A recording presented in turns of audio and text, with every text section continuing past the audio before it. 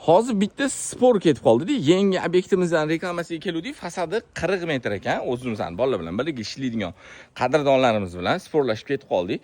40 metr fasadga men aytayapmanki, 5 ta uy chursa bo'ladi. Mana shu xonadonimizni eniga 40 metr, uzunasiga bo'lsa, bunaqasi 18 metr, bunaqasi 12 metr, ya'ni zo'r tarafi uglovoyda joylashganda. Men aytayapman, shu uglovoy hisobiga 5 ta chiroyli kottej chursa bo'ladi desam, yo'q, 40 metrga 10 dan qilib turib 4 ta churish kerak, bo'lmasa fasadi bo'g'ilib qoladi deyishyapti. Men aytaman, yaxshi arxitektor bo'lsa yoki yaxshi mana shu proyektirovщик bo'lsa 5 tani bemalol churib berishadi desam, yo'q deyishyapti. Mana siz ayting, arxitektormisiz, quruvchimisiz, aka ayting, mana shu fasadga 40 metr bunaqasi ko'cha bo'lsa 5 ta chursa bo'ladimi yoki yo'qmi? Bugungi bu sotuvdagi obyektimiz 6 sotix, mana bunaqa chiroyli, seryozni mahallada joylashgan. Hasanboyi Baraka mahallasi. Baraka desa ko'pchilik bilishadi. Zenitdan o'tgandan keyin mozor bu, mozordan o'tgandan keyin shunday 10 qo'lga kirganimizdagi mahallada joylashgan 6 sotixli hovli.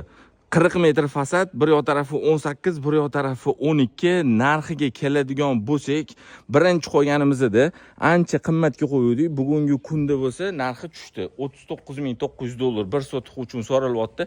Yana ozgina o'tab beradigan joyi bor. Primoy joyi egalarini, telefon raqamlarini yozib qoldiraman, murojaat qilasizlar. Mana 40 metr bunaqasiga 18 uglovoyda joylashgan hovlimiz.